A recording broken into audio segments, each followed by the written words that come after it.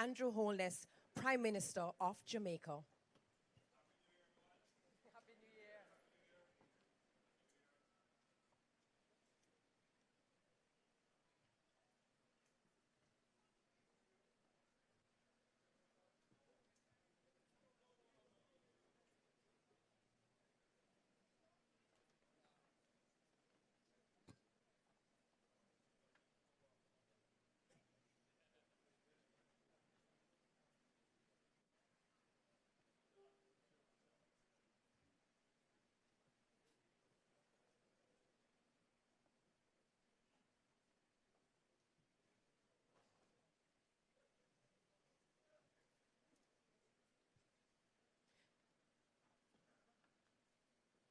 Please remain standing if you can for the playing of the national anthem.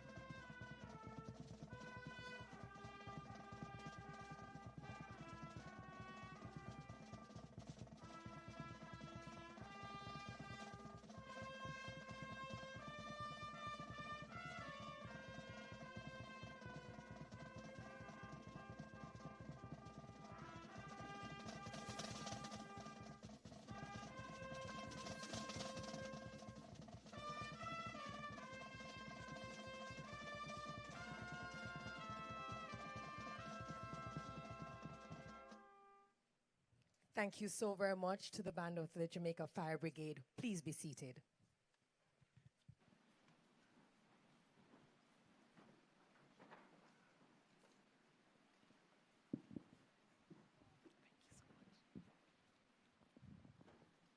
Dr. the Most Honorable Andrew Holness, Prime Minister of Jamaica. I have not seen the Honorable Floyd Green as yet, but I do know that he is on his way.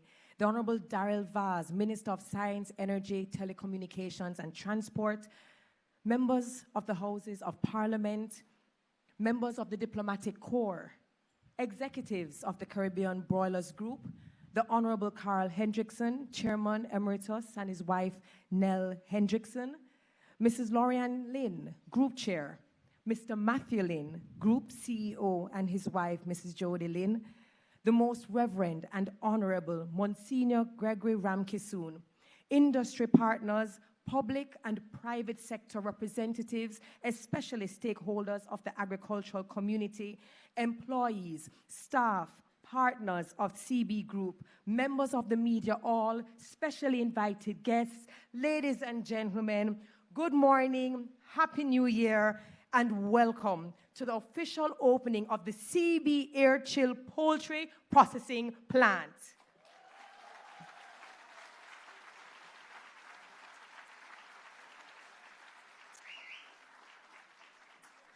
I thank the person who whistled a while ago.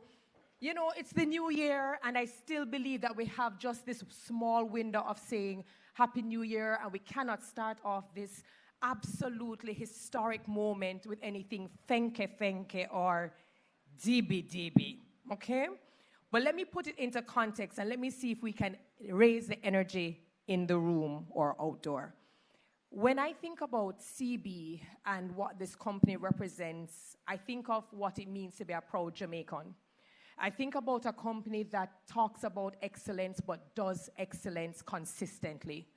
I think about a company that even after doing excellence consistently, still challenges and asks, what more can we do? I think about a company that values and honors everybody who is a part of the value chain, from the farmer go all the way to the consumer. I think about a company that is working tirelessly to ensure that it leaves a big footprint and a positive one in Jamaica, in the industry, enhancing as it goes along the way. I think about a company that is committed to food security. And at the end of the day, I think about CB Group as the company that wants to do all of these things, all while protecting the environment. Again, when I think about the CB Group, I stand here as a very proud Jamaican. So let us start that one more time. No, man, I'm going to give you a chance. No, wait for it. So with that being said, ladies and gentlemen, I welcome you to the official opening of the CB Air Chill Poultry Processing Plant at The Nest.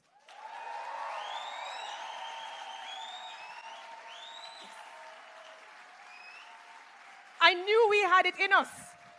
I want to let you know that this is not an average company. This is not an average launch. This is not an average building. This is not an average feat. For those of you who do not know me, I am Terry Curl. It is my pleasure, my honor to serve in the capacity of host. Not only am I your host today, I am an avid loyalist of the CB Group. I am a consumer of all its products. Except for Nutrimix, because naturally that's not a consumer product. And I would like to take the time to decree and declare that absolutely no CB chicken was harmed in the making of my blouse. This is not a coincidence, ladies and gentlemen. I will admit to you, though, and I will tell you that as I was getting ready this morning, my husband looked at me and said, "You better hope CB don't pluck you by the end of the day." But this is how serious I not only take my job, but this is how serious I take a company that strives for excellence, not just in Jamaica, but in the region. And I'd like to just take the opportunity to congratulate the CB Group for winning the CARICOM's 2024 Farmer of the Year.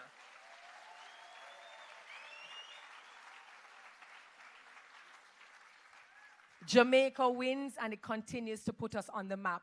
So before we dive in and we learn about what this launch is really about and we get into the details of impact, let us welcome the Holy Spirit. Let us welcome it to take command of the atmosphere. I welcome Monsignor Gregory Ramkisoon to deliver the prayer. Please make him welcome.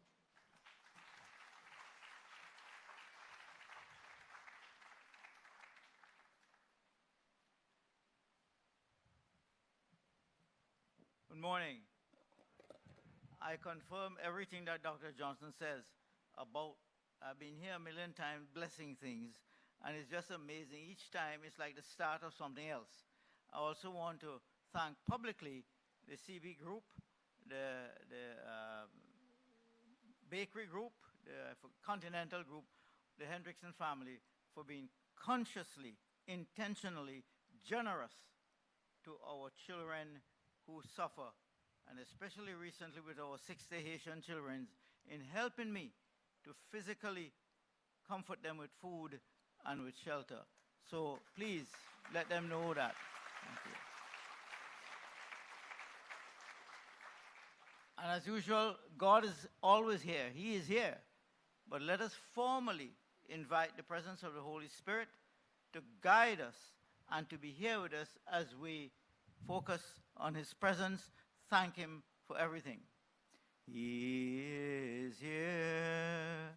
Thank you, Jesus. He is here. Amen. He is here. You can touch Him. You will never be the same. Oh God, by working as a carpenter, your Son enhanced the dignity of human labor, and in a wonderful way, joined us through our own toil of the work of redemption. Through the blessing they seek, strengthen your faithful. Give to those who are employed in skillfully transforming the things you have created a sense of their own dignity. Make them content in their dedication to bettering the human family in praise of your name. And we ask this in your most precious name, Lord Jesus Christ. Amen. Amen.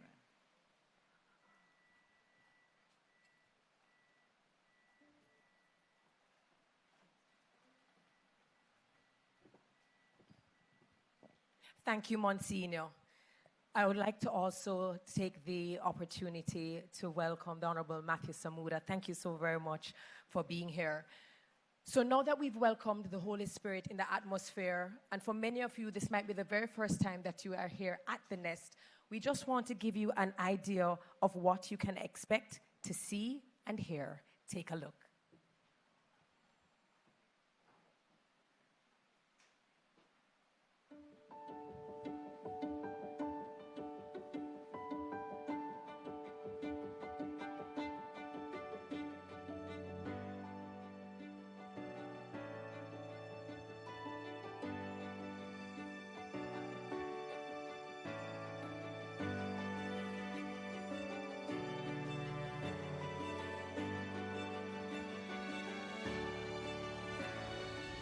Today we break ground on our most ambitious project yet.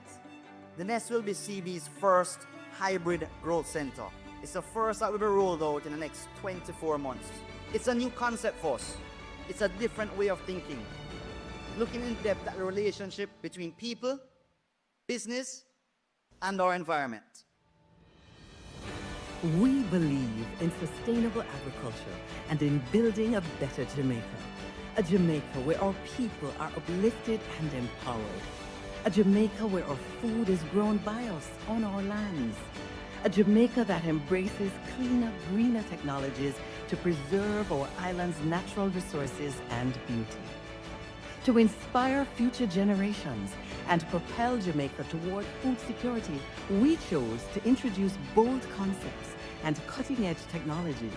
We designed with intention for circularity and sustainability.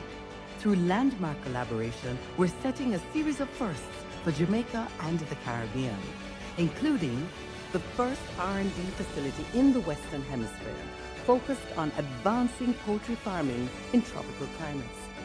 Jamaica's only protein recovery plant, transforming millions of pounds of biological waste into valuable protein meal for export. And a pioneering partnership with JPS, where steam is purchased and converted into energy to power other operations, reducing our carbon emissions. At the heart of this transformation is the revolutionary CB Air Chill Processing Plant, the most advanced and sustainable facility of its kind in the region. It redefines our approach to water, waste, energy, and logistics.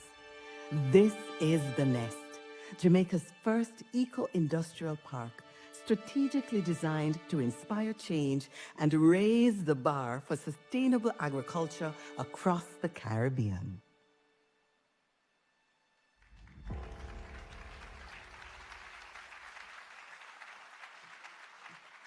I think we can do a much better job than that. I mean, I watched that, and as we Jamaicans would say, water come a me eye. A lot of the times, for many of us, if we were growing up, maybe 70s, 80s, whenever you looked at or tried to visualize what excellence in infrastructure and product and sustainability looks like, we always looked outside or beyond our shores. And looking at that video and just trying to think of all of the work that went into it, it really makes you stand proudly to say that we did this. These are our people, our talent, our farmers, our packers and sorters. And the fact that we can say that there were many firsts that were described in that video, it kind of goes to show that the CB Group is all about being pioneers and inspiring the very next generation. For those of you who do not know, it was mentioned earlier that the Nest is Jamaica's first eco-industrial park. At this time, I'd like to welcome Minister of Agriculture. Hello, the Honorable Floyd Green, Agriculture, Fisheries and Mining.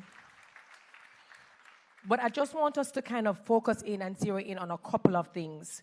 The CB Air Chill plant, which we will see today, the Caribbean's largest, most technologically advanced and sustainable poultry processing plant, projecting to save 250 million liters of water in the year.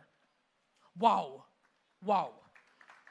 The Hill Run Farms, the region's premier training, research, and development facility for livestock, where 2.5+ million chickens and 10,000 pigs are grown annually. Let's talk about the Harvest Hub, in case you didn't hear it. A 500+ acre farm focusing on growing Scotch bonnet peppers, ackee, breadfruit, and coconut. The protein plant, you might have been like, what was that? It's the only protein recovery plant in Jamaica. And in case you're wondering, so why should we care? It eliminates 20 million pounds of biological waste that would have ended up in the landfill somewhere. Yeah, man. Yeah, man. And if that wasn't enough, we have the water treatment plant, recycling 100% of the water used in the processing operation so it can be used as irrigation water for our farms. So yes, we can take care of our people. Yes, we can take care of the profit, but we must not do that if it's going to compromise our environment. JPSCO, this is 3 corporate collaborations. JPSCO's 10 megawatts combined heat and power. What does that mean? This is going to help produce cleaner energy while reducing waste. Devonish Nutrition's R&D boiler facility, the only R&D broiler facility in the Americas focused on improving poultry farming in tropical climates. And lastly, the Jamaica Constabulary Police Post, funded by the CB Group and servicing the community to make it safer for everyone. Another round of applause, ladies and gentlemen, for the CB Group. So even though I just kind of extrapolated some of the information, the operations, the features, and the collaborations or the partnerships, the best person who can come and give you a better insight, I think a more accurate one, is Sir Matthew Lynn, CEO of the CB Group. Please welcome him.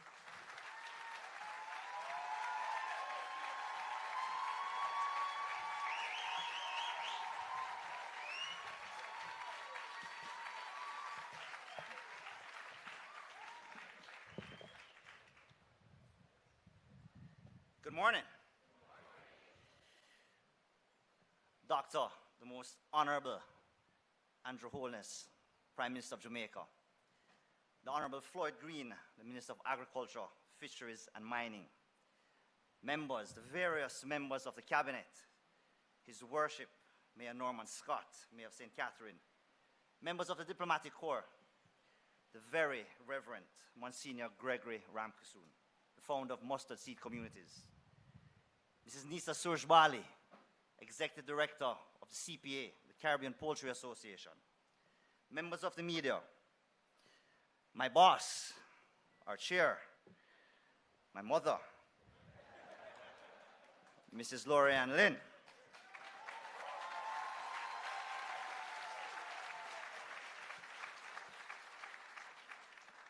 our Chairman Emeritus, the Honorable Carl Hendrickson,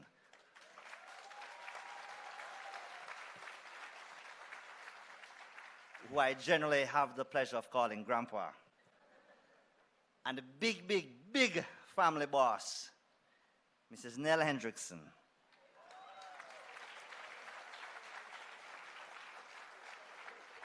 who we generally call Your Majesty.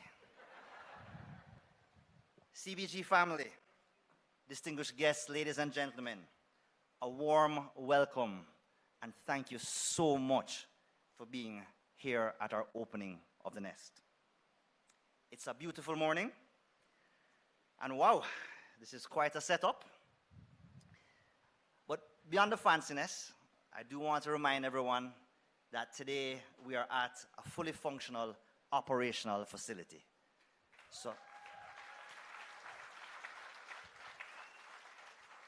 if it gets a little noisy from time to time, don't stress, it's processing.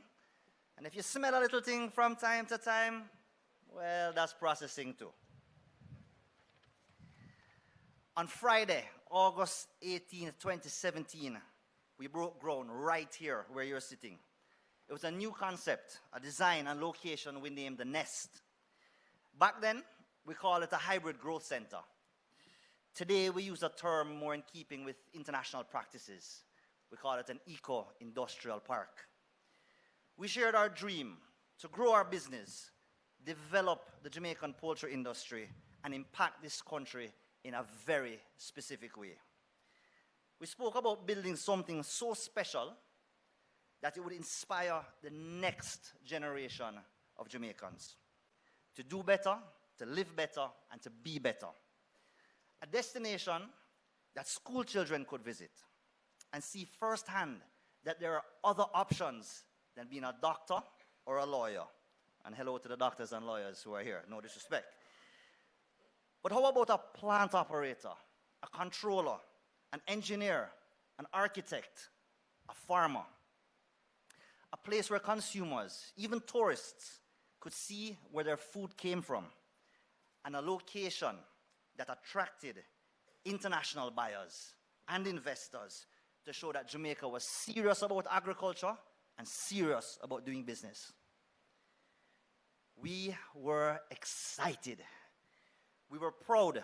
We were deliberate, ambitious. Maybe we were overly ambitious, a little naive. I'm really trying to say that we weren't just outright crazy. What we thought would have taken 2 years plus has taken almost 6. Reality setting early and fast for us.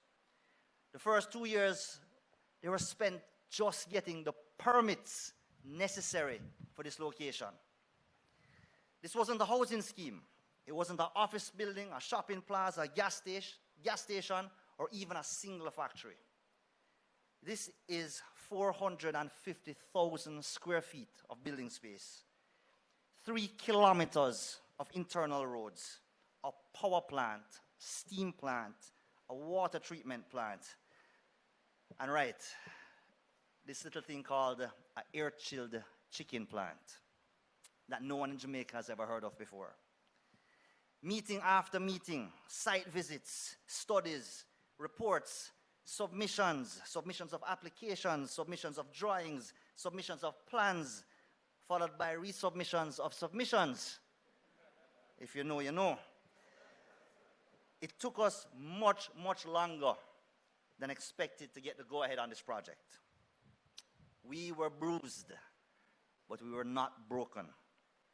And when we finally got the green light and started construction in 2019, we said, it's okay, we're all right. We'll power through, and we're still going to get this done in good time. And a few weeks later, March 2020, COVID. We had more than 24 companies working, 24 companies from over 12 countries working to achieve the unachievable. Navigating between global lockdowns, travel restrictions, and quarantine rules, plus the global logistics crisis and the parts availability issues that plague the world. It made our life hell for the next 2 years. We were physically tired, mentally fatigued, but we still believed. And then, just as the world starts recovering, in 2022, the real disaster struck. Our old chicken plant in Kingston had the most catastrophic breakdown in our company's history. Just like that. Long past the time we expected to replace these machines, a very key piece of machinery just said, no more, I'm done. We weren't ready to move into this facility. Our equipment wasn't fully installed. Our people weren't fully trained. We had no choice. We had to find a way. So we separated the construction zone from the food safe zone. And this meant that the speed of construction really slowed to a crawl. Our days bled into nights. Our operations were a mess. Our quality, it went to the dogs. Our reputation was shot. Many customers, for very good reason, I don't wrong them, they left us. It was perhaps the lowest point in our company's history. But little by little, we got better. Step by step, day by day, methodically, strategically. A tweak here, another failure there, another try. We restructured, we changed course, we found new ways, we survived. Today, we are breaking our own production records on a regular basis.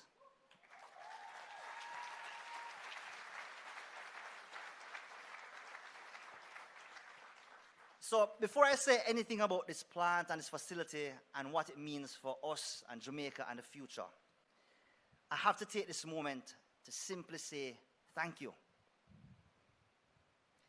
Thank you to every single person who stood by us in our time of need.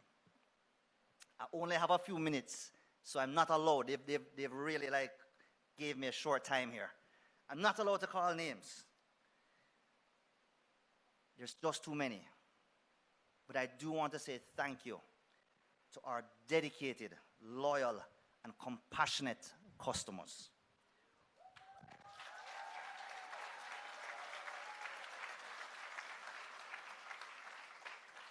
You knew we needed help, and you never turned us away. We won't forget it. Thank you to our integrated contract growers. They worked equally as hard during this time. They had birds that were 80 days old and over 10 pounds. That's twice the norm. That's a turkey. You are true partners, and we appreciate it. We could not be in this business without you.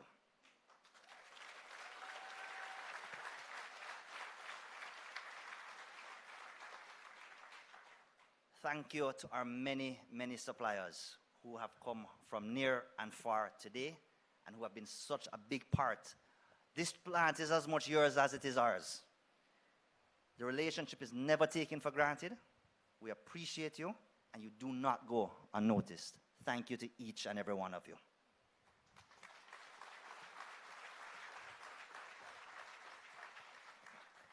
I want to say a special thanks to public health, to the regulators who help us to work through this plan and work side by side with us. The long days, the long nights, the weekends. Thank you so, so much.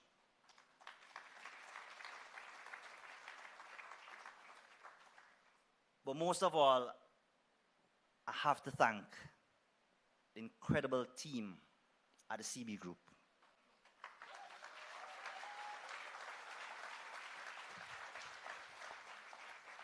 They gave, and continue to give to make sure that we fulfill the dream that we started this project with. Without all of you, we would not be having this ceremony today. And I do believe that there are some members of our processing team that are here with us, and I just ask that the rest of us give them a loud round of applause.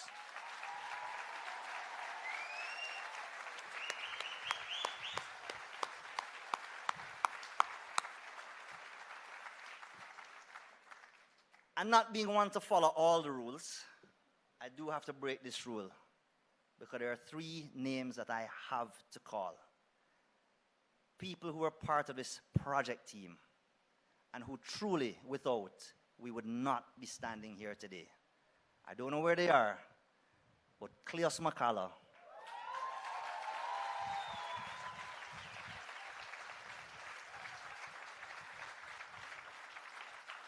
Caleb Kelly,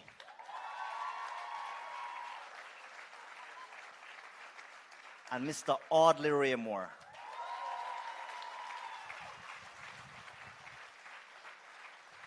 I want to publicly say thank you.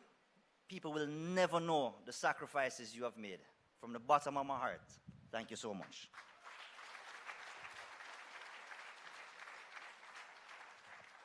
All right, let me talk about industry. It's often mistaken that the industry is simply made up of the producers of that good and not taking into account the connectivity, dependency, and interdependency that the many players along the value chain hold. Many people mistakenly believe that the poultry industry is simply made up of a CB Group and Jamaica Broilers. And I do take a moment to acknowledge Mr. Robert Levy, the chair of the Jamaica Broilers Group.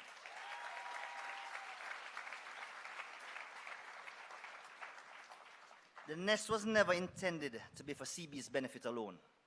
We have always looked at this for industry and for our country. So I do say thank you for being here to show your support.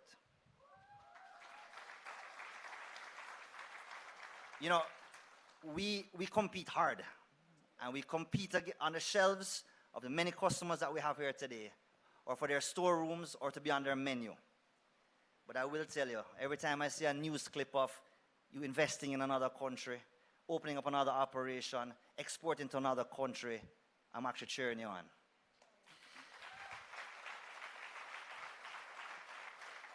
That's foreign exchange earned for Jamaica. That's jobs in Jamaica. And that's us as a little industry trying to compete on a global scale. So kudos to you. Back to the point. Most people think we're only two players in this industry, and they don't properly contemplate the role of the policymakers who create the playing field. Without them, there is no industry. The input suppliers who make or break you, the financial sector, the energy sector, technology providers, service providers. In our case, our farmers. If the financial institutions won't finance you, you're dead. If you don't have clean energy and clean water, no industry. In agriculture, without farmers, there is absolutely nothing to produce or process. And of course, the distributors, the marketers, the customers, consumers, if they don't buy into your good or service, it doesn't matter how good you think you are or what you produce, you have no industry. We have learned in COVID that a break at any point has an effect on the whole chain. In food and agriculture, the industry is from the policy to the plate. Government, suppliers, competitors, customers, and consumers, we rise and fall together. And so the reverse is also true. When the industry does well, it means that all members along the value chain do well too. And grow, we have. The Jamaican poultry industry has grown from producing approximately 70 million kilograms in 2003 to 110 million kilograms in 2013 and almost 140 million in 2023. In 20 years, this industry has virtually doubled.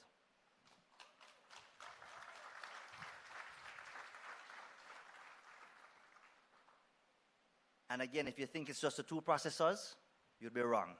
The majority of that growth comes from the estimated 100,000 plus small backyard farmers growing a couple hundred chickens at a time. So thanks to the entire industry, the success here today is a reflection on all of us. And the question is, what happens now? What is the future for the nest? We named this facility the nest because we said this is just the beginning, the start of life. A definition for the nest is a place that fosters growth and development, an incubator, a home. For years we would have ideated, we would have dreamt, but the nest is where this potential becomes reality. And today I just want to share three.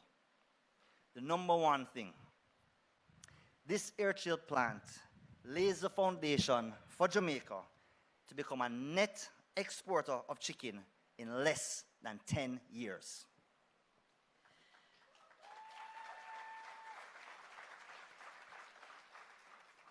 And if all the stars align, it'll be less than 5. Consider that only 5 out of the 8 G8 countries can say that. Consider that only 11 out of the G20 fit that bill. Like we do in track and field and so many other categories, we're little, we're tallower, and we punch way above our weight class.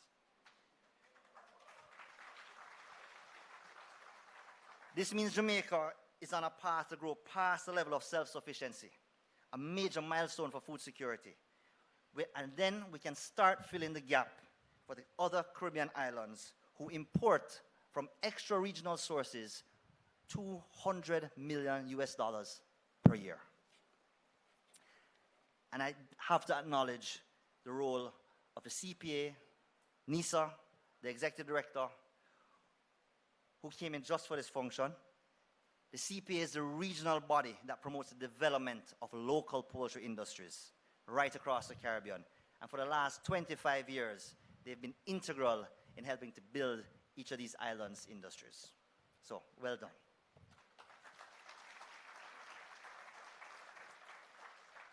Jamaica, a net exporter of chicken by 2035. I like it. It sounds good. Let's consider the effect on productivity, foreign exchange, and employment. Number 2, the air chill plant will be the catalyst to unlock billions more dollars of investment in agriculture, starting with the poultry industry. And then, let's consider pork and eggs and dairy and crops. Let me pause to recognize some of the financial partners that played a part in this building and facility. I recognize the teams from NCB and JMMB, who are the primary funders. Thank you for believing in our vision. You can give them a round of applause.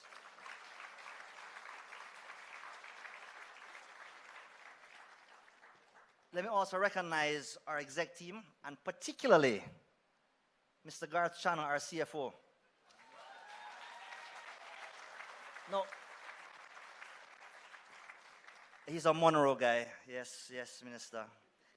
And unfortunately, Mr. Channel doesn't have a money tree in the backyard. But diligently, year after year, for over 10 years, Mr. Channel put aside money for this facility. And that was just to pay the deposit. But let me share with the financial institutions today that this is just the beginning. Get ready, because more agricultural investors and investments are coming, and they will need you. The CB Group alone has already started expanding our hatchery operations and our feed mill. This has a positive impact on the many other related industries, like dairy and beef and goat and pigs. However, the more impactful growth is actually the expansion of our integrated grower network, our contract growers. In the next 2 years alone, just to be in line with our domestic growth, it will require $2.5 billion of investment by these business owners. And by the time we get to the net exporter position, that's multiples of that. You may notice I never refer to these men and women as small farmers. They are not small by any means. They are our partners in this industry and have serious capital tied up in their operations. They choose farming. They choose poultry. Our newest integrated grower, he put up 3 houses recently, a few weeks ago. He invested over $400 million to put up that operation. This is an investment that could be listed on the Jamaica Junior Stock Exchange. But it never makes the news. There are over 150 of these farmers in Jamaica, these businessmen and investors. And just to point out, the contract growers, they're more than chicken, because every single one of them grows something else too, whether it is orange, pineapple, cucumber, you name it. Let's not talk about just the investments that people who are in the packaging business, logistic business, haulage, we will all need more. So if all goes to plan, the Nest will unlock investment in agriculture well beyond today. And if all goes to plan, I'm going to invite you out here in another couple of years to do this all over again. Right? And lastly, as I close,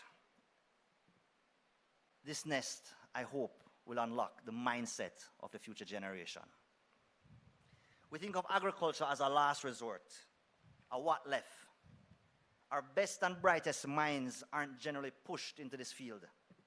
But today, I hope people will see that agriculture is not for small farmers only. Agriculture is also big business. It's cool, it's sexy. And if you're studying, a student, or a budding businessman or woman, and you want to make a difference in the world, start with what we eat. Remember, before there was an industrial revolution, there was an agrarian revolution. We had to figure out how to feed ourselves before we could think of machinery and factories and so forth. Today, the G8 still control 80% of the agricultural trade. You think that's by accident? Today, as we open our viewing gallery to the public and give you a sneak peek as how we will conduct tours to the public to help change this mindset, I also need to recognize Mark Haskins, our former CEO.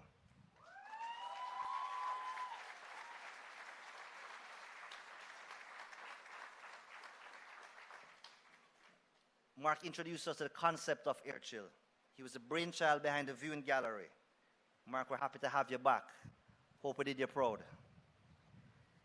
And the new Minister of Education, I don't think she's here, but Minister Green, I'm sure she'll be happy to know that every single school child, let me repeat that, every single school child is invited to come and take a tour here.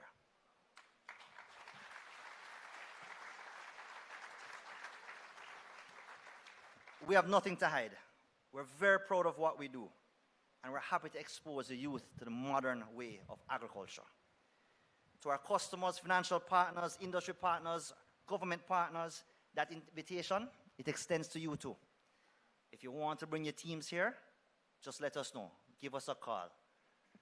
You might even get a free lunch. We'll see. But Prime Minister, I apologize for having to put you on the spot here, sir. But I think you're the only one who can help me with this one. Our actual tours want to showcase more than just this air chill plant.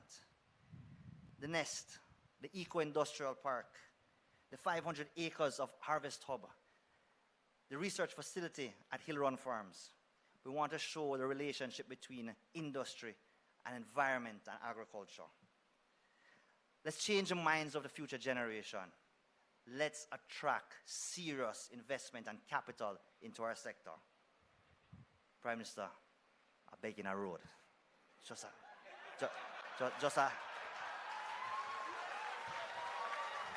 please.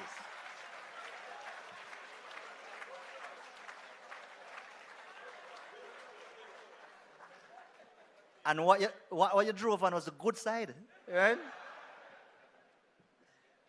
If we can unlock the mindsets of our students, our trading partners, and potential investors, Jamaica agriculture will forever be transformed, and our entire country will be better for it. Let's change that mindset. Agriculture is big business. That's my 3 points. Unlocking Jamaica as a net exporter of chicken by 2035, if not before. Unlocking sustainability. Unlocking more direct and indirect investment into agriculture, and unlocking the mindset of future and current generations. It can be done. It must be done, and it will be done. Ladies and gentlemen, I've taken enough of your time this morning. Let me stop. Thank you so much for being here.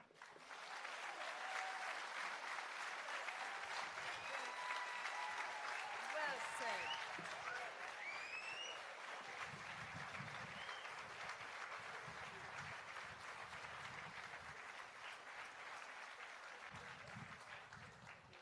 Absolutely well said. Am I right? I listened to Matthew speak, and I held on to every single word. And there are so many takeaways, but these were the top 3 for me. Collaboration. You can't do all of this. Your goals, your dreams, your aspirations, you can't do it by yourself. So you need to find the right people at the right time to collaborate with. Culture. As he spoke about all the things that didn't happen and should have happened, it reminds you that the reason why CB Group was able to even do this is because they have a great culture that fosters building healthy relationships. your cause, your purpose, it has to be bigger than yourselves. And as Matthew spoke about it, he really said this is more than the CB group. This is about industry, nation, and region. And maybe the last C I will mention is Corinthians, 2 Corinthians 1:20. Waiting is difficult, but when you wait with an attitude of confidence in God's love for you, maneuvering through the wait can be easier. Delayed does not mean denied. And we're so happy that they continue to believe to the point that we can now say, here we are. And again, knock and it shall be granted. I can't wait to drive on the good road that the Prime Minister is going to approve in the name of Jesus.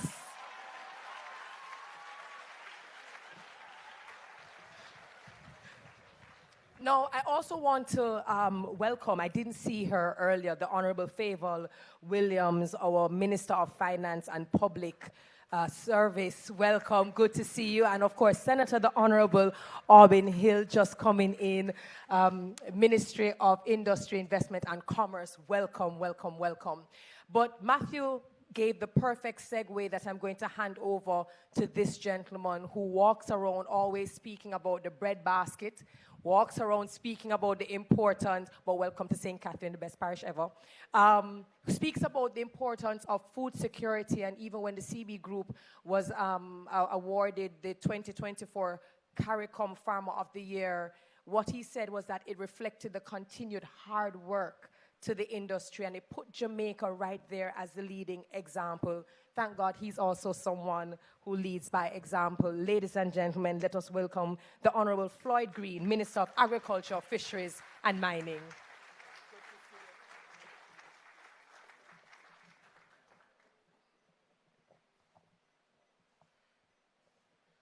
Prime Minister, Dr. the Honorable Andrew Holness, other members of the Cabinet, CB Group Chairman Emeritus, the Honorable Carl Hendrickson, CB Group Chair, Mrs. Lorianne Lynn, CB Group CEO, Mr. Matthew Lynn, other CB Group executives, employees, partners, customers, and suppliers, members of staff of the Ministry of Agriculture, Fisheries and Mining, other ministries, members of the media, farmers, ladies and gentlemen.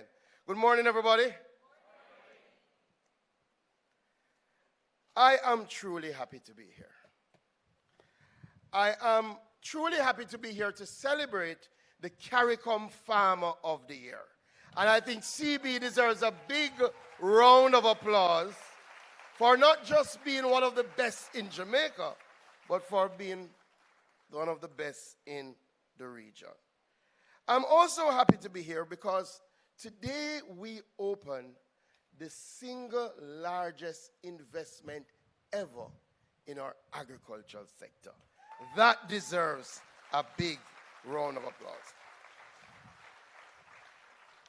And you know, when I first became minister and I toured when it was under construction, I said to myself and I prayed and I said, dear God, let me be here when this is open. Me no want to miss this. That is the truth. I'm a little scared, but I'm here. I'm here, and I'm very happy to be here. And I can't think of a better sector for it to be done in, our poultry industry. And you have heard some of the figures, but they deserve repeating. Our poultry sector has seen immense growth over the last 10 years. In fact, we've seen a 22.4% increase in annual production. The sector continues to move on a growth trajectory as farmers continue to expand their production to meet local demand and to start focusing on our regional demand. If there's one sector that we can talk about tenacity, that we can talk about resilience, it has to be our poultry farmers. And you may not know, but despite losing over 300,000 birds in Hurricane Beryl, our poultry, our broiler poultry sector will still show 3.3% growth at the end of 2024. I think you have to clap louder for our farmers. We've also seen that growth in egg production. which again we probably don't speak about enough as one of the major successes under agriculture. In 2019, our egg production was 166 million eggs. In 2023, we produced 255 million eggs. That's a 54% increase in egg production over the quarter. And definitely this has been a difficult year, but despite the stress, despite Hurricane Beryl, we have seen less than 5% reduction in our egg production sector. Can we clap our egg farmers? And I make these points and I give these figures because there are actual people behind these figures.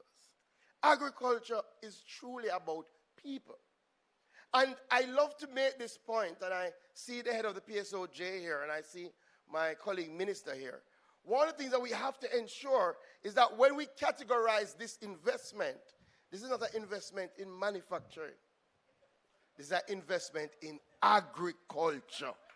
This is an agricultural company. Because we do have a style in Jamaica that when the agriculture reaches a certain stage, we transition it and call it something different.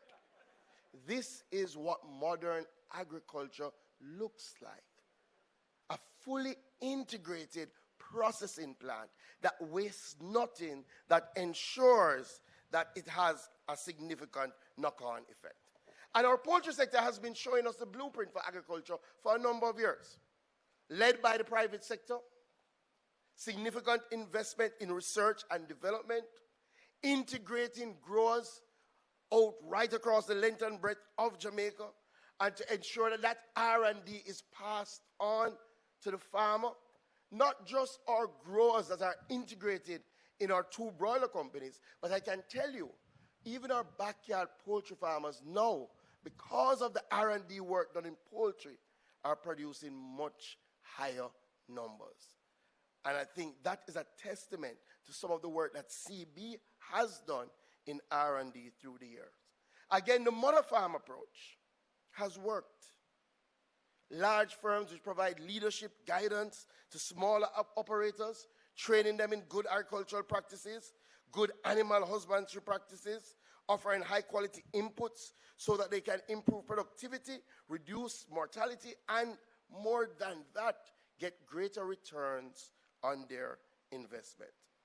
In fact, the work that has been done through Nutramix and their genetic station in Old Harbor has really improved the breeds to our farmers and ensure that they get that at affordable cost while also providing them with veterinary services. Can we clap CB for that integrated approach that has raised not just their company, but agriculture in general? And the beauty is when you strengthen agriculture, it has the knock-on effect. And Matthew spoke about it. We see more people going into the production of feeds. We see banking and finance finally coming on board to support agricultural investment, and we do hope that this will spur them to do much more. But outside of that, we also see significant impact on our socio-economic landscape. When you combine agriculture and manufacture, we see that the industry contributes 3% of our GDP. In fact, agriculture, contributes about 7% of our GDP. But our broiler production alone represents 80% of all livestock production. 80% of all livestock production in Jamaica. And yes, the 2 major companies account for about 60% of that. But 40% is really done by our small backyard farmers. They have grown tremendously over the last decade because of good policy and because of strong leadership from our 2 companies. Furthermore, the profitability and sustainability of our poultry industry demonstrates that agricultural ventures can yield social, economic, financial, and environmental benefits, which are the core tenets to a sustainable production system. The success encourages investors to explore similar options in other livestock. In fact, we are driving more investors to go into small ruminant production. We are driving more investors to go into freshwater fish production. And you would have heard about the other investment that the CB Group is making into their farms. We believe that this investment will stand as a catalyst. And I'm very happy with the direction, especially in the fact that this air chill processing plant will increase production by more than 30 million kilograms. 30 million kilograms. What that means in real terms is that we can treat with our own food security, and then, as Matthew has said, look at treating with food security for the region. We can seriously replace all extra regional chicken meat exports, and that has to be our vision by 2035.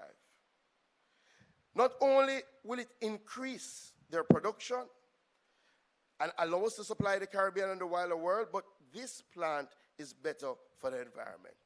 As you would have heard, it does not require water for cooling, making more water available for other uses, such as irrigation for agriculture. It is also safer due to reducing cost contamination and the need for chemicals in the water. This supports our food security drive. And the Prime Minister has mandated that the Ministry of Agriculture that I lead pull together a national agricultural development plan that focuses on food security. And Prime Minister, we are well on our way. In fact, we have some technical cooperation from the FAO. They're providing about 75 million Jamaican dollars. The work has started. We've pulled in a cross-sectorial committee, and we have gotten Matthew Lynn from the CB Group to commit to lead the private sector engagement, because this is not a government plan. This is an all of Jamaica plan. And one of the things that my permanent secretary is very, serious about is incorporating in this plan a national food reserve to ensure that in times of crisis, if the world were to close down again as it has done in the past, Jamaica will always be able to feed itself. That comes first. So, ladies and gentlemen, this is a good day. It's a good day for the Caribbean Broilers Group. It's a good day for Jamaica. It's a good day for the region. But more than that, it's an excellent day for agriculture, because it shows not what the future of agriculture looks like, what agriculture looks like now. And if the CB Group can make the single biggest investment ever in agriculture, I can't wait until next year when the Prime Minister and I return for what will then be the single biggest investment in agriculture. God bless you, everybody.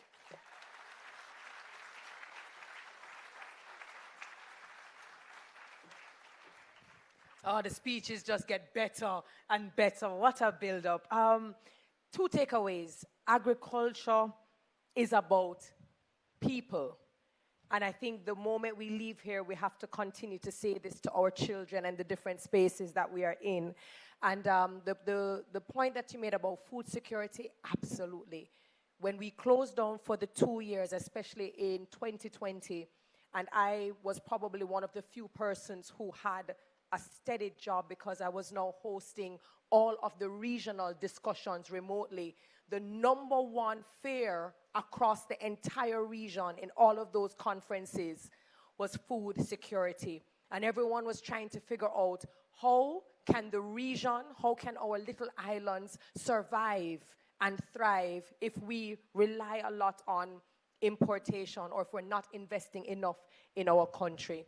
And so it feels so good to sit here and hear that Jamaica is well on her way, where food security is absolutely here and our self-sufficiency is here. Thank you so very much for that. So our keynote speaker, who was put on the spot earlier by Matthew Lynn, has had a legacy and continues to lay down a legacy that is built on Jamaica having a trajectory of resilience and transformation and building, growth, job creation, which also falls under his portfolio. but he has also positioned Jamaica as a regional and a global leader in climate action. Because even as we speak about the nest and the chilling plant, the air chill plants, we're also speaking about the impact on the environment. Therefore, ladies and gentlemen, it is my honor to welcome our keynote speaker for this morning, Dr. the Most Honorable Andrew Holness, Prime Minister of Jamaica, overseeing the Economic Growth and Job Creation Ministry.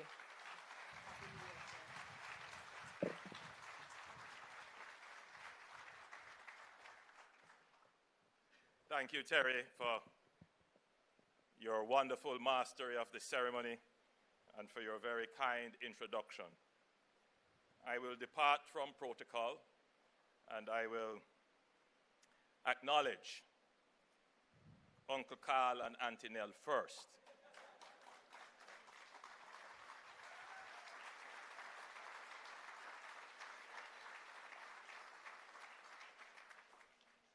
I can only estimate the immense pride you must feel in seeing not just this accomplishment that is here, but to hear your grandson deliver such a wonderful presentation.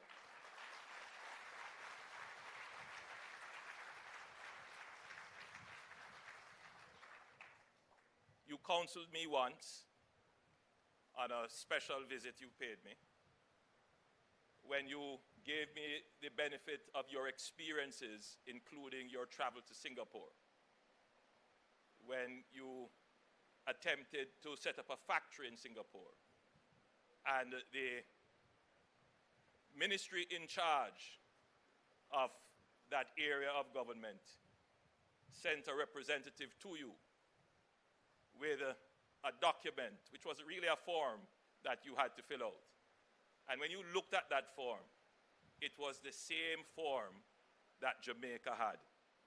And when you questioned the agent that was supporting you, he explained that Singapore came to Jamaica and saw what we were doing, and they took that same form. And the only sad thing is that they have managed to do it better than us for the last 40 or 50 years. And that story had an impact on me, because the difference between Jamaica and Singapore are many. But the main difference is that they believe in their economic independence. And they believe in it in such a strong way that it pervades everything they do. It is now part of their culture. And your grandson, and I will now refer to you in your own right, Matthew, you have done such a great job in not only explaining the economics behind this farm, this lovely facility, but the call that this now must become a part of our culture. And you teased it out. We see, and I'm quoting you now, farming as the what left. That farming is not just about small backyard farming. That we also need large enterprises to come into agriculture and transform agriculture. And you spoke about opening up this facility to the school children so that they can see what the future is.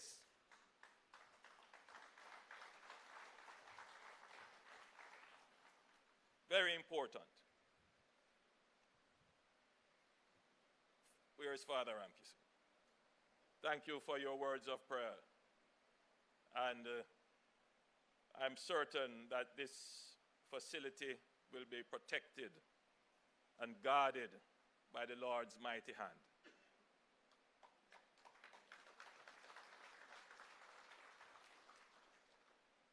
You didn't ask or mention it, but the gully that runs behind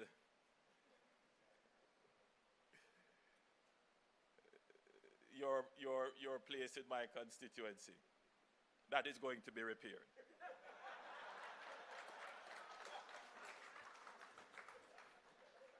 I was there hoping that he wouldn't mention it. But it is in the contracting process now. So you will be all right.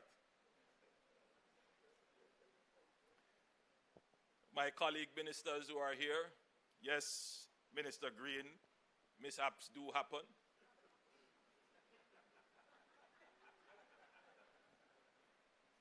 And I have participated in so many groundbreakings. Yesterday I went into my storeroom and I took someone in there with me and they looked to a side of it and they said, Prime Minister, how you have so much shovel? And they went to proceed to count. Now, my security team knows that at all the groundbreakings, I take the shovels and the hats. So they actually did see a hat and a shovel there for CB. Because I was here when it was being the ground was being broken in 2017. And at all the great and magnificent infrastructure developments that I have broken ground for. Yes, Minister Green, I too whisper a word of prayer that I will be there to see them open.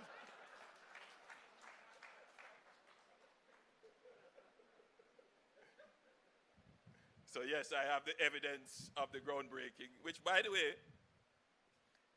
you know, it's over 150 so far. So quite a bit.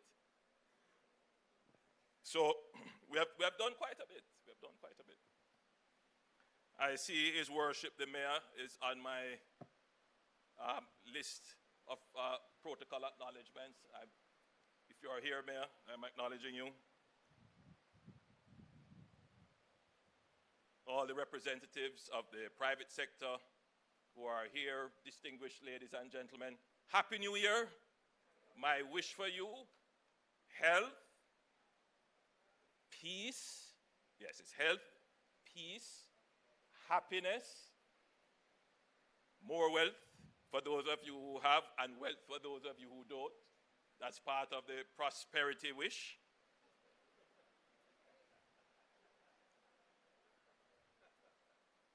Productivity is my wish too for Jamaica. And of course, victory for Jamaica.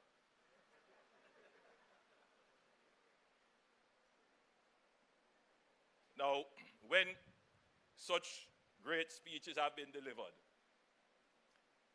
you know, I have to make sure that my speech is great as well. So I may have to abandon my prepared text. So here are a few key points I would like to mention to you. And they are not in any particular order, but at the conclusion, I will attempt to draw some lines and connect them. So if you spare me a few minutes, I will attempt to do better than my minister and Matthew. By the way, they did excellently.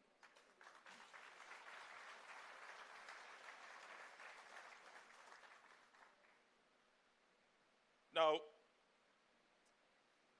Matthew in his presentation pointed out the road condition in this area. And as he was speaking, and he politely requested of me to fix the road, I leaned over to Minister Green and I asked him, what's the name of the road? And he said, it doesn't really have a name, it's just called the Hill Run Road. And then I reflected, I was in my constituency in Christmas, and I was conducting a Christmas treat. And I met some persons there who pointed out to me that they used to live in my constituency, but they moved to live in this area. And they are doing agricultural business, and they were very proud of what they were doing. But they said, only one thing we ask of your Prime Minister, fix the road. So when you said it, immediately it struck me. And I further leaned over to the minister and I asked him, is it a parish council road or an NWA road? because it's not classified as an agricultural road.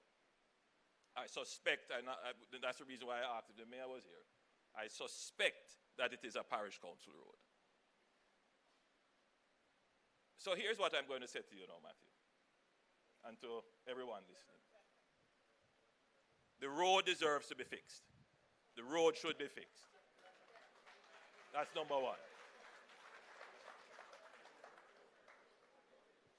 The government will fix the road.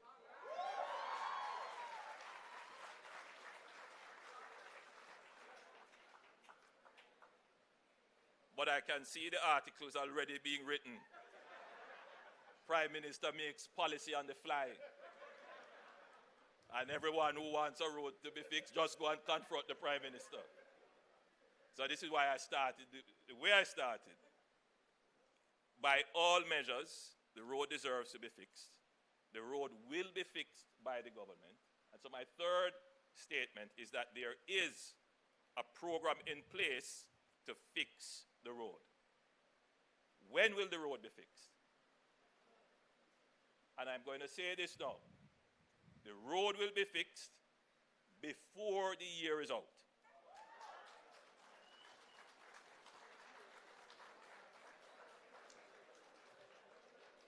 Yes, I have to say it that way. I have to say it that way. Because, and since I have this audience here, allow me to tease out some other things. Government must maintain fiscal responsibility. You tease out some other issues which I'm going to bring out, because it's not often that I have this gathering that I can explain some of the more complicated political issues. Everyone wants their road to be fixed. We can't fix every road at the same time. And governments have to be careful that they don't overcommit beyond what we have programmed for our budget. So my commitment, which is it will be fixed before the year is out, is that there is a budget coming.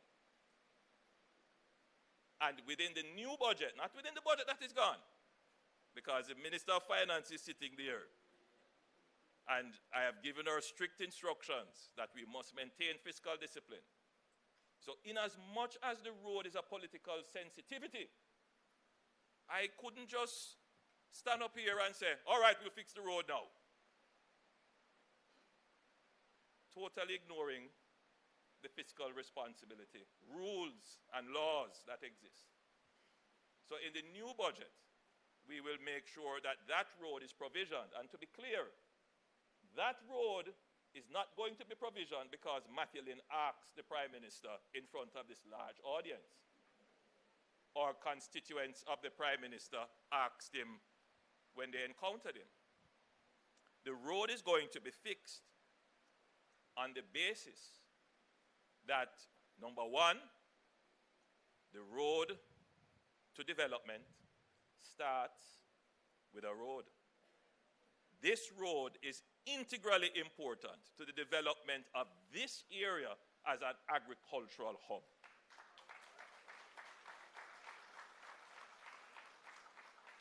So all who was planning to write articles, don't bother.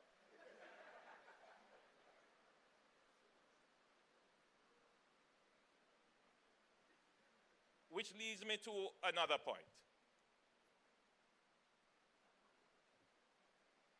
I'm very happy to hear that the objective of the CB Group is to become a net exporter of chicken meat and other agricultural products.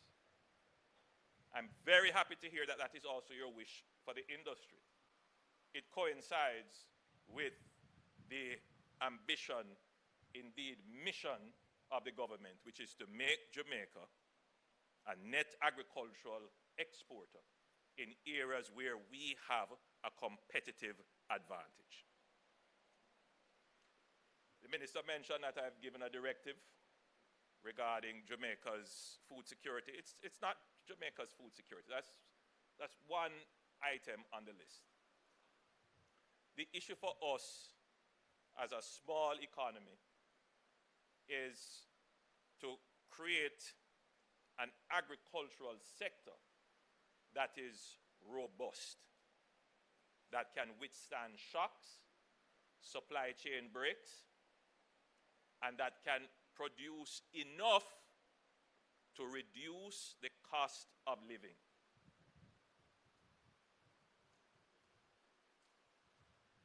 The cost of living is probably the most pressing matter right now for every Jamaican. It is not well articulated, but it is a kind of pressure that people feel that is very frustrating. You go to the supermarket last week, the price is X. The next time that you go, the price is X plus 10, which means you have to buy X minus 10 value of goods. It frustrates people terribly. It gives people a negative outlook on their future. It forces and creates serious pressure on wages. When people go to negotiate their wages, they are looking at the cost of living, and the cost of living, obviously, for most, is measured in terms of inflation. And so wages have to increase, and it creates a very dangerous cycle, which it has not yet seeped into the consciousness of every single Jamaican, that when you get caught into this cycle of increases in price, increases in wages, there's a sense that, I have caught up. My wages have increased. But within 2 or 3 months, you go back to the supermarket and then you start to see prices move again. In other words, you get caught in a vicious cycle of the cost of living going up, and then the great tension that is created with trying to get wages to go up. How do we solve this? And what is the role of government in solving this challenge? By the way, it's not just now. This has been the definition of Jamaica for the last 50 years. So the way in which you solve this is to increase productivity. So there is a belief that the way to treat with inflation is to increase wages to catch up. No, that is just going to be a cycle, right? So yes, we have to increase the wages, yes, but that is not the solution. The solution to inflation is to increase productivity. We are shy in that regard in speaking about productivity. Because whenever the question of productivity is raised, somehow it is in an accusatory way. Someone is not working hard enough, or someone is lazy.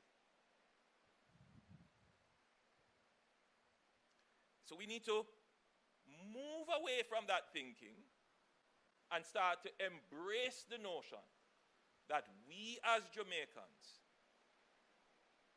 can increase our productivity and our output. It is within us to do it. Everyone who leaves Jamaica and goes abroad, they are the most productive people you can find. No, I'm not here saying that you must go work hard. Working hard is a part of productivity, but it is not productivity itself. What I am saying is we need to work smarter. And so the cause of lack of productivity is not just the worker themselves, it is also how management structures the environment to create the worker to be more efficient. It is how, as Matthew said, how the policymakers create the environment in which the people who own capital and management can create industries that empower their workers to be more productive.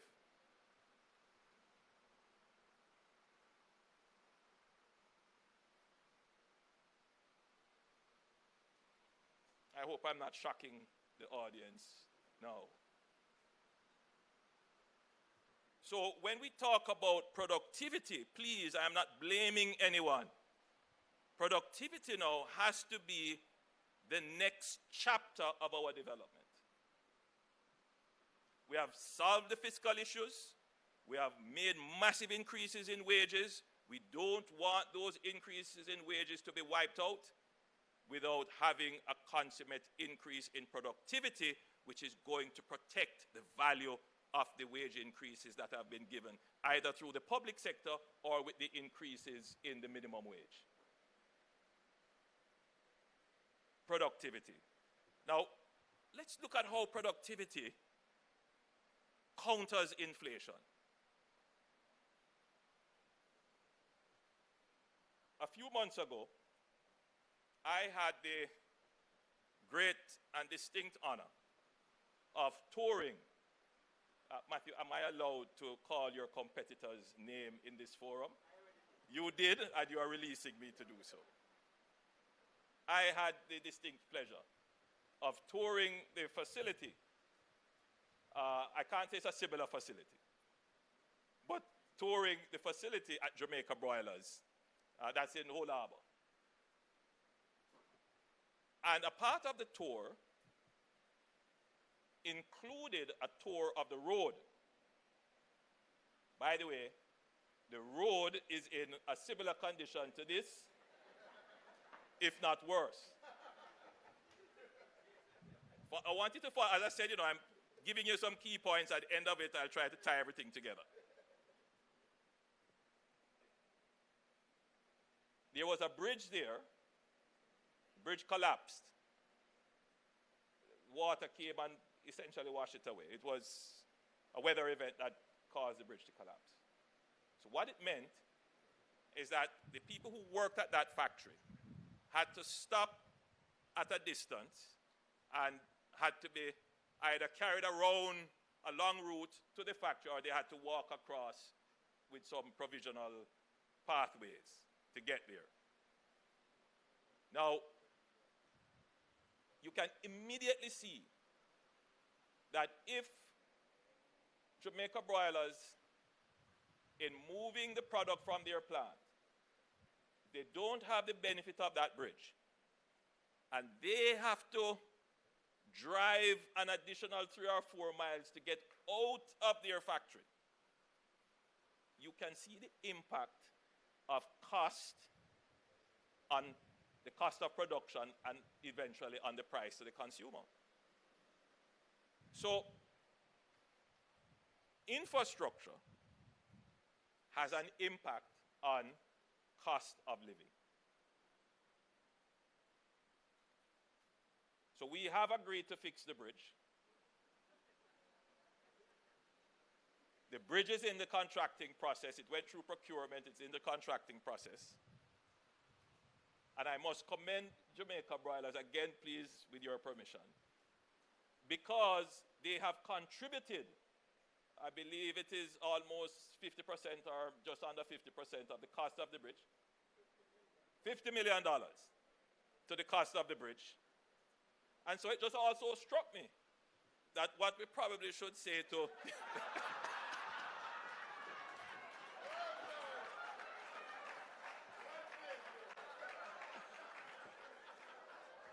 We'll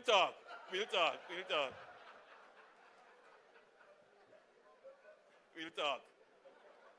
But back to the point. Because you raised another point, Matthew. And I hope you're following along.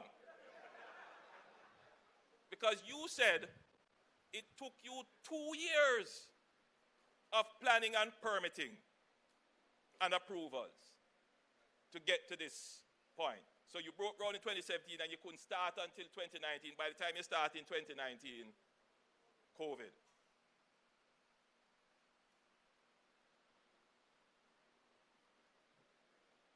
When I visited the bridge, and you were so gracious in touring with me, Mr. Levy, that bridge was already a year or two being discussed for it to be repaired and so forth. So when I announced late last year that Jamaica has to pivot, bureaucracy is killing us.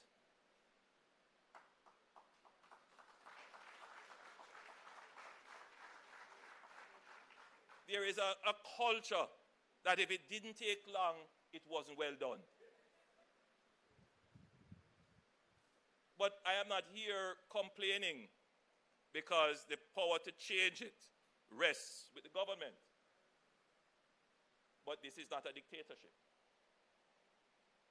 So there are laws that are in place, and people can always hide behind the laws and say, well, it is the law. So there are laws that we will be changing. And there are people vested in keeping the law as it is, because there may be some, let me not go there, but people are vested in keeping the system as it is. I am not vested in keeping a slow bureaucratic system. I am vested in creating an efficient government bureaucracy that delivers on time. Because a large part of the cost of living, put another way, a large part of the cost of the goods you consume is the length of time and the cost it to business to get approvals and permitting to get to market. That is a part of cost of living. That cost of doing business becomes a part of the cost of the product you purchase. So when the government says it has a plan to reduce cost of living, it is not a wishful plan or some ephemeral idea. No. Government is vested in dealing with the practical things that make Jamaica so expensive. To reduce those, the public bureaucracy. It is not going to be easy to change the public bureaucracy as it is. But we are going to go about it in a skillful way to ensure there are no disruptions. But it shouldn't have taken you 2 years to get to this.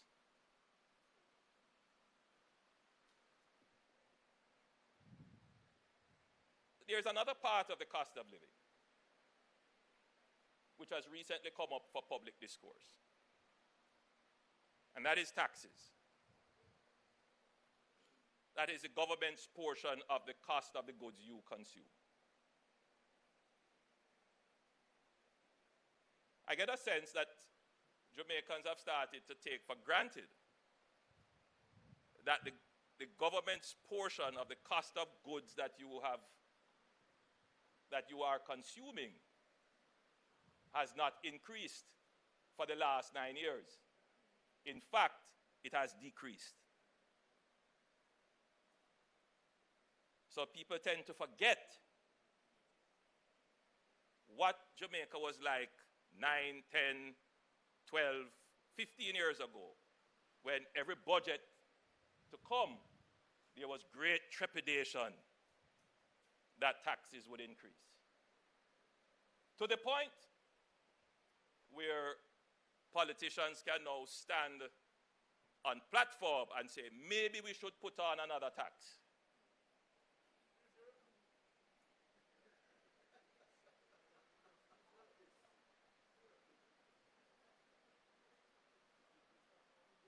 I just want to alert those persons whose concept of the challenges and the struggles that they face is that there are easy solutions to the problems. This morning I was listening to a radio host, and the host was saying, well, the government is saying how great they have done. It was also in my presentation, so let me look at some of the great things we have done.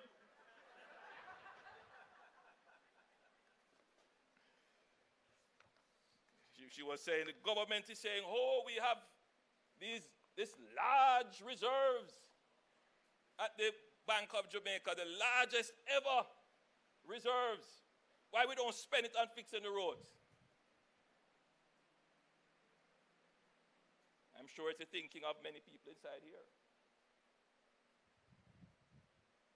But Jamaica also is the only country in this region that has a freely floating exchange rate. That any of you here who do business or want to pay for something abroad can go to a bank and buy the US dollars and don't have to worry.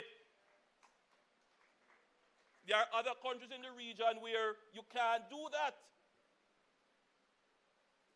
Somehow we have forgotten what it was like when we didn't have foreign exchange stability. 10, 11, 12 years ago. I just want to remind you how we got here. And if you take that away, you create another problem, which means you can't fix no road.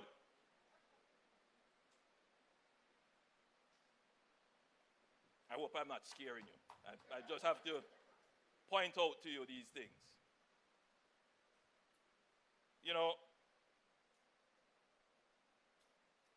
Jamaica has grown for over 19 quarters. We have had an impact. And I see people running out, see the economy in trouble, no growth. Let me be clear.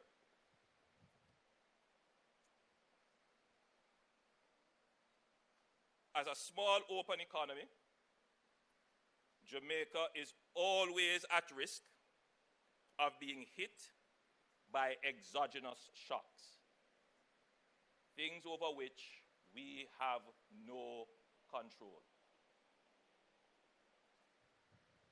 Matthew pointed out that having laid the best plan, ready to go, COVID came. And by the way, that's the same thing that happened to the government. So we are having a conversation without any regard for the fact that the spike in inflation and cost of living, much of that, in fact 90% of that, is as a result of the impact of COVID. But we were resilient. We were able to go through COVID. Pay attention to that word, resilient. We were able to go through COVID and not one public sector worker was laid off or furloughed. Not one. Not one public sector worker pay was cut. Check the rest of the region. So, okay, let's do away with the reserves and see how resilient you become. Let's do away with fiscal responsibility. Just fix every road that people come up to you and ask you to fix and see what happens.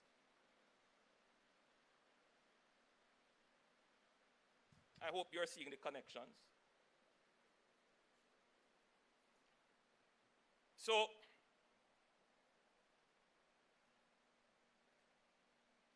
we have done many great things, but they're all done to create resilience. So yes, there will be times when quarters where you will not have growth, or maybe even a year where you don't have growth. And that's largely because of, these exogenous shocks. COVID was an exogenous shock. The supply chain problems that it created was an exogenous shock. We spent some money to ensure that we had a care program during COVID, but we tried to manage it in such a way that what we spend did not create too much inflation. Other countries spent quite a bit and created a kind of global inflation, which forced central banks to focus heavily on interest rates. And as a small open economy, sometimes we don't have no choice in these matters as it relates to following and ensuring that we don't create any gaps for arbitrage in capital by virtue of any significant differential in interest rates between our interest rates and overseas interest rates. And that had an impact on business right throughout the country. There was not a week that a businessman didn't call me complaining about the high interest rates. Managing the economy, managing this country is not easy. You have to have an incredible understanding of all the factors and balance them. There are no simple solutions. Thankfully now, we are in a good zone where the interest rates are coming down. And as that was happening, bam, here comes Beryl. But when we talk about it, you're only going to hear about Beryl. Please, Beryl is the least of the problem. Because from Beryl to last week, we have had rains almost every week. We had 2 tropical storms that damaged our road infrastructure. Major impact on our agriculture. We had to spend an additional $2 billion, which was not planned, in order to bring some relief to the roads. But why is it that we were able to find this $2 billion? And why is it that we are optimistic that we will recover? Because we have built a resilient economy. Resilient. And part of that resilience is that within the budget, we actually plan for disasters. For the first time, Jamaica has a disaster fund that for Beryl, we didn't have to borrow. We didn't have to depend on grants. We were able to draw down $5 billion to issue out to 14,000 Jamaicans benefits to start their recovery. You hear of any borrowing to do that? You hear of any massive aid coming into the country? Isn't that the definition of your economic independence, being able to stand on your own 2 feet and face the uncertainties of the world with confidence? Isn't that economic independence?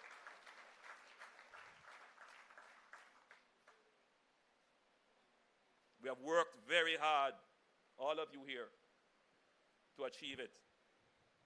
We must not destroy it. So Matthew, your presentation is fit to be delivered as a lecturer at the University of the West Indies. And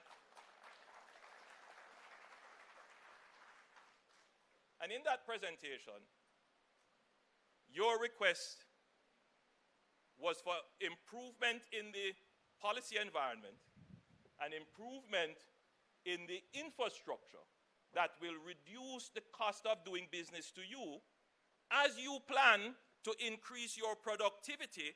And as you increase productivity, you increase output. And as you increase output, you reduce the unit price of each additional good that you produce. And that is how you make consumption affordable. That's how you reduce the cost of living. So you know it, Matthew. And you have asked for the right things, and that is what the government must support you on. You did not ask for an additional tax on imported goods.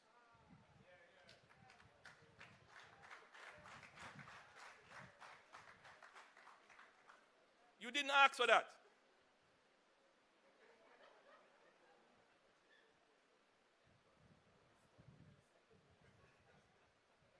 There is no clarification necessary or can be given.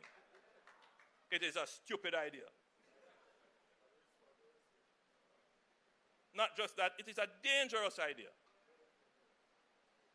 Jamaica has international treaties and obligations that we can't just willy-nilly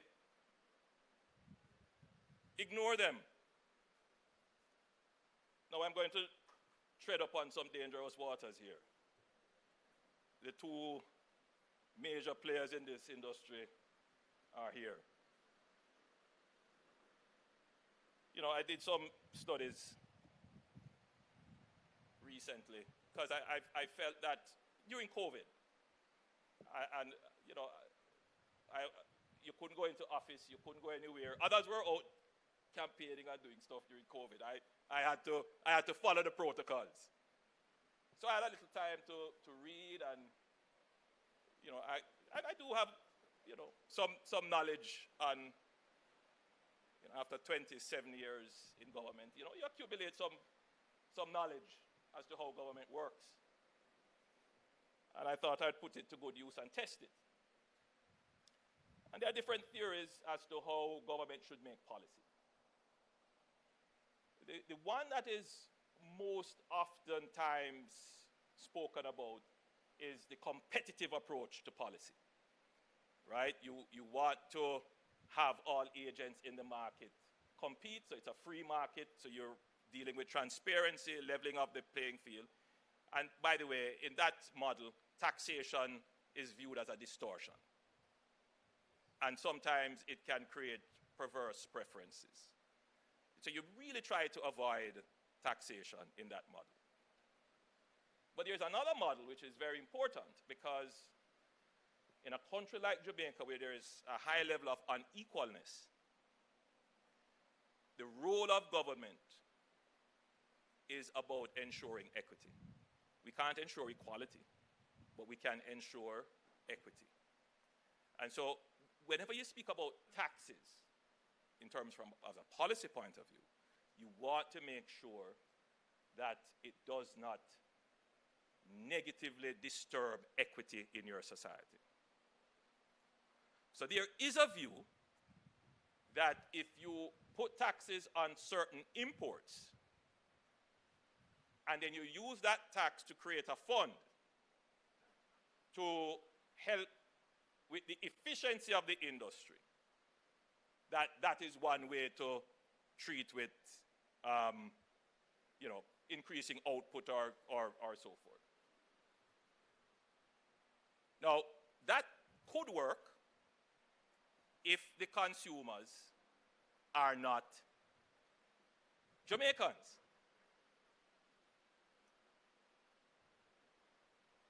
But I want you to think of it carefully. Any tax that you put on, it is going to take away welfare from someone and possibly redistribute it to someone else. Follow me a little bit more. If you place taxes on imported foods,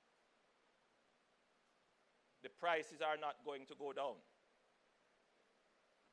The prices are likely to rise.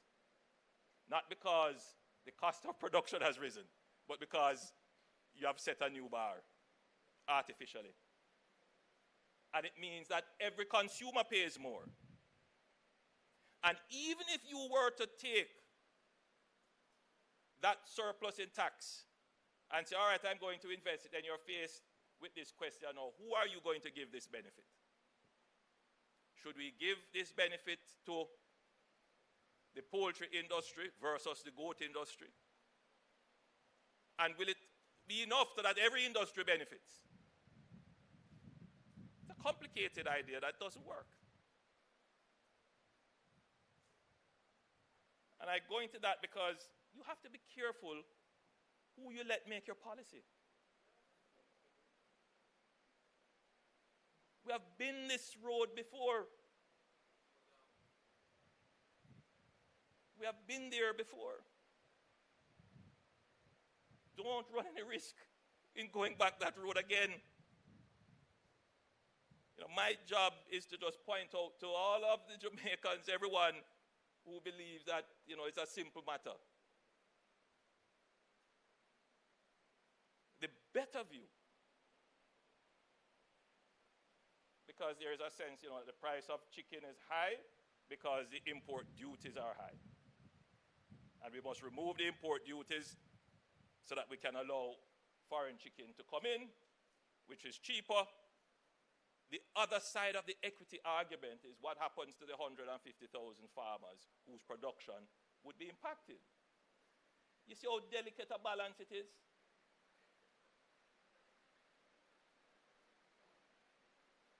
In this situation, though, the producers of chicken meat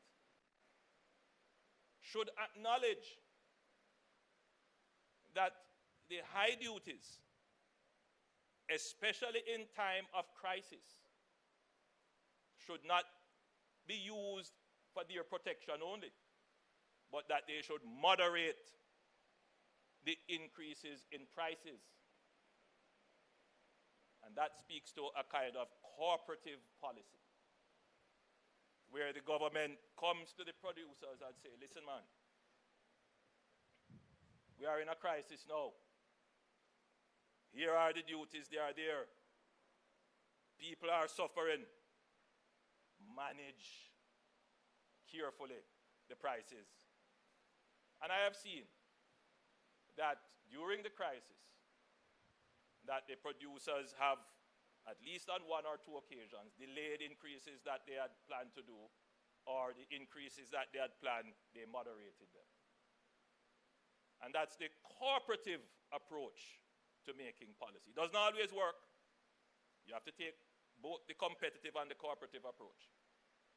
So I am treading on some waters here to make the point that the producers also have a duty, a moral one at that, to ensure that the entire country, not just their special interests, but the entire country, can survive in a time of crisis. I'm being very careful, but very direct in my language. We must moderate prices, and not just for the producers in the poultry industry, but for those people who are in the supermarket business, who supply goods and services. We must be fair with our prices. During the hurricane, we had to invoke certain regulatory powers to ensure that there was not price gouging. But I believe I should restate our position that we are willing to work with the producers to see what we can do from our end to reduce some of the unnecessary burdens and costs that you face, but you must pass that on to the consumers.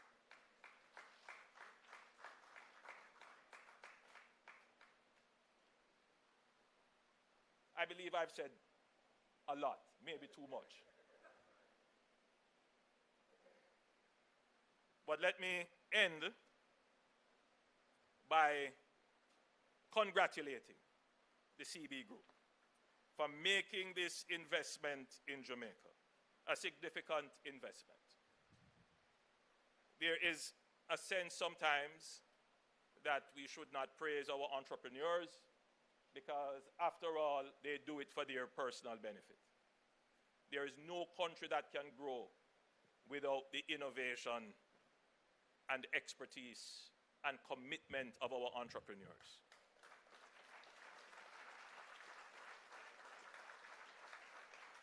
I want to commend the Hendrickson family and all the other investors and business people who are here, and big and small, everyone who is saying, I am going to put $1 in production and sacrifice consumption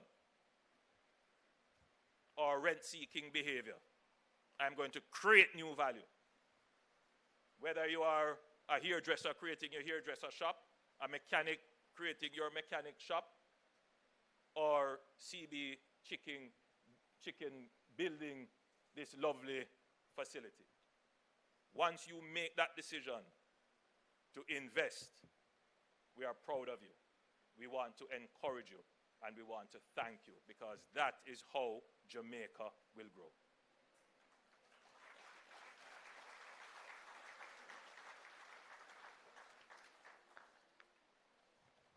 I'm happy to hear that you are going to make further investments in the country.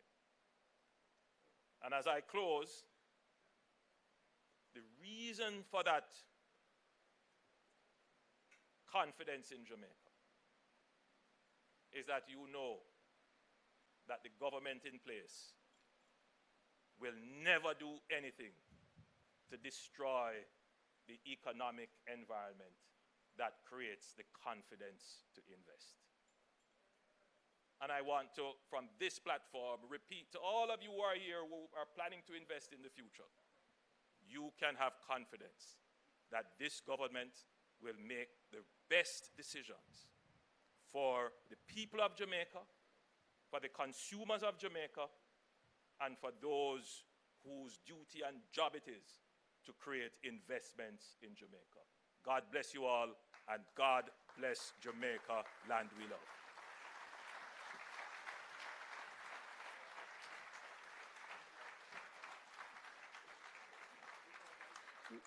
Let's hear it again for our keynote speaker, the Prime Minister of Jamaica, Dr. the Most Honorable Andrew Holness, reminding us that, yes, there will be external forces that makes Jamaica quite vulnerable, but the huge goal that we should keep in mind is creating a resilient economy, working smarter, redefining what productivity looks like, creating and protecting the value, all of the players who are a part of the value chain. How is equity distributed, and is that a part of the strategy and plan? And finally, my biggest takeaway, or one of the takeaways, is that we cannot do all of this growth and job creation without the work of our entrepreneurs and entrepreneurship. So I thank you so very much. Naturally, the PM could have dropped the mic right after he said, your road deserves to be fixed. The government will fix, and it will be fixed by? That was a mic drop before the year's done. That was already a mic drop. So we have heard the stats, the facts. We've heard about the economic growth, the impact, schools. We've heard about the generational greatness, community greatness, industry greatness, educational, cultural, agricultural, infrastructural greatness. So we've spoken about all of it. We've seen it in the videos, but now I think it's time for us to actually see it. Ladies and gentlemen, it is with great honor that I present to you the air-chilled processing plant opening right here at the Nest. You can do much better than that, ladies and gentlemen. At this time, we'd like to invite the Prime Minister. We'd like to invite Minister Floyd Green, the CB Group Chair, Lorianne Lynn, and CEO Matthew Lynn to kindly do the honors of the ribbon cutting. We want to remind everyone that this is a fully functional production line that is taking place. This is a wet plant. We have to adhere to all protocols and all procedures as it refers to biosecurity. As soon as we have our ribbon cutting ceremony, we are going to invite groups, small groups, to actually have a chance to tour the plant. You will have a chance to put on your PPE gears and go inside. And then we also have our viewing gallery all the way at the top where we have food and beverage. We have Murray's, I think Cafe Blue. We have a lot of goodies at the top. And so we ask that you bear with us. As soon as the ribbon cutting takes place, the Prime Minister and a very small group will get to tour the plant. We ask that media, in your media kit, you will see a QR code that will allow you to see all the images and all the other collateral that will be uploaded from the plant. The plant can't carry everyone in it at the same time. And while that plant tour is taking place, we invite you to head on upstairs to the viewing gallery where you get a good view of the production line, and you can also refresh yourself. We have food and we have beverage. I wish we could actually see the ribbon cutters, but as you can see, media is trying to get the best angle and the best shots. Oh, they're seeing it on the screen? Fantastic.